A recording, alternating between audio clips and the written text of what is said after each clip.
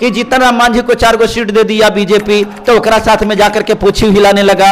ये लोग pet dog है, पालतू कुत्ता इसको बोलते हैं, ये पालतू है उसका, ठीक है। Chirag Paswan, he is also a pet dog, he is not a master of democracy, he is not a good leader. ये लोग जो है ना पालतू है, ये बीजेपी का पालतू है, आरएसएस का पालतू है, उसके एजेंडा को आगे बढ़ा। नमस्कार, आप देख रहे हैं जनहित संदेश। मैं बी कुमार आप सभी का स्वागत करता हूं। साथियों, अभी मौजूद हूं जहानाबाद में, हमारे साथ में पास्टर चितरंजन सर हैं। इनसे हम सीधे फिल्म आई है फूले, उस फिल्म को लेकर के खास करके हिंदू धर्म के जो अपर कास्ट के लोग हैं उनको बहुत ज़्यादा एलर्जी है उस फिल्म से। हम उसी फिल्म से रिलेटेड बातचीत करेंगे पास्टर चितरंजन सर से कि इनका क्या कहना है। क्या कहिएगा सर? देखिए, फूले मूवी के ऊपर कुछ कहने से पहले सबसे पहले हम आपके चैनल के सभी दर्शकों को धन्यवाद देते हैं, उनका स्वागत करते हैं। बात रह गई फूले मूवी के बारे में, तो ये जो गंदे गंदे फिल्म को देखते हैं लोग, उससे तो कहीं अच्छा है कि फूले मूवी को देखा जाना चाहिए। फूले मूवी जो है ज्योतिबा राव फूले और उनकी पत्नी सावित्रीबाई फूले पर आधारित है, उनके जीवन पर आधारित है। और उन्होंने अपने जीवन काल में यहाँ के उन वंचित लोगों के लिए क्या उनका कंट्रीब्यूशन है उसके संबंध में दिखाया है। लेकिन फिर विरोध क्यों? देखिए, विरोध करने वाले लोग जो होते हैं ना, वो हर बात में विरोध करते हैं। अभी आप देख रहे होंगे कि भारत में मुख्य रूप से 3-4 गो धर्म लोग हैं ना, हिंदू हैं, मुसलमान हैं, सिख है, ईसाई है ना। तो किसी और धर्म में अगर कोई व्यक्ति जा रहा है तो कोई आपत्ति नहीं है, लेकिन कोई यीशु मसीह को माने तो एकरा पर भी आपत्ति है कि नहीं? अब तो आपत्ति तो भाई एकरो पर भी है। तो आपत्ति इसलिए है कि ये जो आपत्ति करने वाले आपत्ति ग्रुप जो हैं, ऑब्जेक्शन ग्रुप, उनको ये पता है कि उनके बाप दादों ने जो कुकर्म किया, यहाँ के मूल निवासियों के साथ जो परसिक्यूशन किया, यहाँ के मूल निवासियों के साथ जो उन्होंने दुर्दांत घटना का अंजाम दिया, आज उनको पेट में दर्द इस बात की हो रही है कि इस मूवी के द्वारा एक्सपोज किया जा रहा है। आज कहते हैं कि टेरर, उससे भी बड़ा टेरर कोई हो सकता है। किसी व्यक्ति को इस हाल में जीने के लिए कोई कैसे मजबूर कर सकता है कि कोई जानवर तो भाई इस तालाब में पानी पी सकता है, but after being a human you have no right to drink the water on this pond. What is this? यह है क्या? ये क्या है? ये मानसिकता है, ये उन लोगों का जो समानता नहीं चाहता है, ये मानसिकता है उन लोगों का जो बराबरी नहीं चाहता है। आज ये फूले मूवी के द्वारा इसमें दिखलाया गया है कि किस प्रकार से फूले को, जब उनके एक मित्र ने, चूंकि फूले माली जाति से हैं और उनके एक मित्र थे ब्राह्मण जाति के, जो उनको बारात जाने के लिए अपनी शादी में आमंत्रित किया था, और किस प्रकार से उनका विरोध हुआ था। तो विरोध हुआ था तो वो तो दर्शाया गया ना, तो घटना है ना, सच है ना, तो सच को दिखलाना क्या बुरा है? आपका योद्धा अकबर चले, आपकी बड़ी कहानी, बड़ी बड़ी कहानियां जो कायराना बुज़दिलाना ये सब हुआ है, उसमें हाँ एक्सीडेंटल प्राइम मिनिस्टर ये सब चीज चले, लेकिन एक सत्य घटना पर आधारित मूवी बना है। तो इस प्रकार के विरोध करने वाले लोग जो हैं समानतावादी नहीं हो सकते हैं, ऐसे लोग जो हैं राष्ट्र प्रेमी नहीं हो सकते हैं, ऐसे लोग जो हैं किसी भी हाल में इंसान कहलाने के लायक नहीं हो सकते हैं। फिर उनका जवाब कैसे दिया जाना चाहिए? जिस प्रकार से हॉल में चल रहे फिल्म का पोस्टर फाड़ रहे हैं, बाहर में जो है आंदोलन करके प्रयास कर रहे हैं कि ये मूवी जितना जल्द हो सके सिनेमा घरों से हट जाए, उनको कैसे कड़ी टक्कर दिया जा सकता है? इस बात को बताने के लिए हम जितने भी दर्शक हैं जो हमारे देख रहे हैं, हम तमाम लोगों को आपको एक बात को समझाने के लिए एक छोटी सी कहानी आपको हम सुनाना चाहेंगे। एक बार एक बकरी ने बच्चा दिया था, 4-5 बच्चे थे उसके। अब बकरी के बच्चे के झुंड में ही खिलता खिलता आजू बाजू से कहीं से कोई एक शेर का बच्चा आ गया, तो वही बकरी के बच्चा के साथ वो खेलने लगा।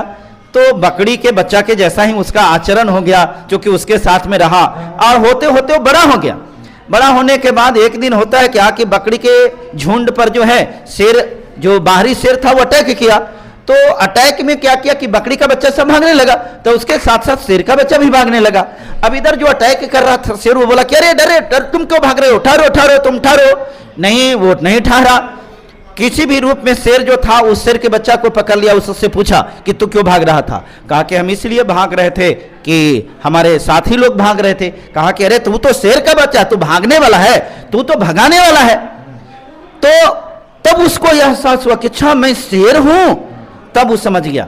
आज यहां दलितों का, बहुजनों का यही स्थिति है। इसको इतना भगाया गया है, इतना भगाया गया है, इतना डराया गया है कि भागता रहा है, भागता रहा है, भागता रहा है। इसको आइडेंटिफाई कहां किया है? He has not understanding about his power. जिस दिन अंडरस्टैंडिंग आ जाएगी कि मेरी पावर क्या है, उस दिन ये 3% वाला, 15% वाला कहां रहेगा, आपको पता है? हमें जाति में बांटा इन लोगों ने इसलिए कि इसी प्रकार के वो काम करें। हमारे भिन्न भिन्न प्रकार के पार्ट में इसलिए बांटा कि हम तेरे ऊपर सत्ता करें। ये लोकतंत्र है कि नहीं है? लोकतंत्र में बहुमत की सरकार बनती है कि नहीं बनती है? आप बताइए। आज आप बताइए, बिहार की अगर बात करते हैं, बिहार की ही हम बात करते हैं, छोड़िए आउट स्टेट के। बिहार में 3-4 दलित की पार्टी है। जीतनराम मांझी की पार्टी मुसर की पार्टी कहलाती है, चिराग पासवान की पार्टी पासवान की पार्टी कहलाती है, बहुजन समाज पार्टी चमार की पार्टी कहलाती है, चमारे की पार्टी एगो और यहाँ है मनोज भारती की पार्टी, समता मूलक संग्राम दल, ये भी पार्टी, ये सब दलित की पार्टी है कि नहीं है? अब आइए जातिगत जनगणना को देख लीजिए। मांझी की आबादी कितनी है? लगभग 3% के आसपास है। ये पासवान की आबादी कितनी है? तो लगभग 3.5% है ना। उसी प्रकार से रविदास की भी आबादी, चमार जाति की भी इतनी है। अब ये सब को आप मिला लीजिए तो आबादी पहुंच जाता है कितना? 3 चौका 12, माने 15 के आसपास में है। यह है कि सबसे बड़ा जो आबादी वाला अपने आप को कहते हैं, उनसे तो ज्यादा आबादी आपकी है। अगर ये सब यूनाइट हो जाए तो बिहार में सरकार बनेगा कि नहीं बनेगा? फिर दूसरा की सरकार बनेगी? नहीं बनेगी। तो अपने लोग ही फूट पड़ा है, इसलिए कि जीतनराम मांझी को 4 सीट दे दिया बीजेपी, तो ओकरा साथ में जाकर के पूछी हिलाने लगा। ये लोग पेट डॉग है, पालतू कुत्ता इसको बोलते हैं, ये पालतू है उसका। ठीक है। Chirag Paswan, he is also a pet dog, he is not a master of democracy, he is not a good leader. ये लोग जो है ना पालतू है, ये बीजेपी का पालतू है, आरएसएस का पालतू, उसके एजेंडा को आगे बढ़ाने का काम करता है। यानी ये भी कह सकते हैं कि अवसर की राजनीति करते हैं। बिल्कुल 100% यही बात है कि अवसर की राजनीति करते हैं। आज जो आप ये बता रहे हैं, बताइए फूले मूवी का विरोध करने का क्या औचित्य होता है? कहीं से कोई औचित्य है इसका? सेंसर बोर्ड के पास में ये लोग जब ये किया था, सेंसर बोर्ड तो उसमें बहुत सारी चीजों को हटा दिया, तो हटा दिया तो ये हुआ। तो इसको ये लग रहा है ना कि यहाँ के बहुजन अपनी अतीत को जब जान लेगा ना, तो अतीत को जब जान लेगा तो ये हमारा अस्तित्व पर खतरा मंडराएगा। अपने अस्तित्व को बचाने की लड़ाई लड़ रहे हैं। ठीक है। बैंडिट क्वीन भी एगो बनी थी फूलन देवी पर, है ना। तो हर चीज में तो इसका ये होता है, दलित पर आधारित कोई मूवी बने तो उसका विरोध करेगा, और जब इन लोगों का मूवी बने और कहीं अगर सेंसर बोर्ड बाइकाट करे तो नहीं कैसे चलेगा? चलेगा। उसके लिए तो जागने की जरूरत है, बहुजनों को जागने की जरूरत है। एक बात और कहते हैं, मरना तो यहां हर किसी को है। 10 दिन 100 दिन गिद्दर की जिंदगी जीने से अच्छा है कि शेर की जिंदगी 10 दिन जिए। मैं इस सिद्धांत पर चलता हूं। मैं कहता हूं कि गलत ना कीजिए, लेकिन किसी की गलत को मत सहिए। ईंट का जवाब अगर ढेला से दिया जाएगा ना, तो आप कभी भी जीत नहीं सकते हैं। ईंट का जवाब पत्थर ही हो सकता है। ठीक है। मैं हिंसावादी नहीं हूँ, मैं हिंसा में विश्वास नहीं करता हूँ, लेकिन हमारा संविधान में आर्टिकल 96 to 106 ये हमें प्राइवेट डिफेंस का अधिकार देता है कि अगर हमारे ऊपर कोई जानलेवा हमला कर रहा है और उस जानलेवा हमला से हम बचने के क्रम में अगर किसी की हत्या हो जाती है तो फिर यह क्राइम नहीं है। समझ गए? तो आप किस बात को लिए डरते हैं? आज जरूरत है बहुजनों को जागने की, यूनाइट होने की। ठीक है। आज बताइए, नई डेमोक्रेसी में 15% वाला की सरकार है और 85% वाला गुलाम बना हुआ है। हंसी नहीं आती है? पानी बीच मीन प्यासी, मुझे सुनी सुनी आवत हांसी, आत्मज्ञान बिना सब सुना, क्या मथुरा क्या काशी। अरे भैया, आपके अंदर में लोकतंत्र के ढिंढोला पीट रहे हैं। बाबा साहब ने इतना बड़ा आपको संविधान दे दिया है जिसमें कोई भी व्यक्ति देश का राजा बन सकता है। तब बाबा साहब ने तो जो देना था वो दे करके चला गया। अब यहाँ के लोग जो हैं, ये मनुवादी मानसिकता वाले लोग हैं, उसकी पार्टियां जो है आपके बीच के लोगों को तोड़ करके आपको कमजोर किया है। इसके षड्यंत्र से आपको बचना पड़ेगा, ठीक है।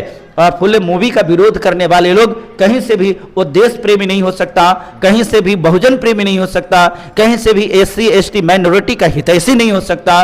वो देश के लिए खतरा है, राष्ट्र के लिए खतरा है, और इन दलितों के लिए वो खतरा है।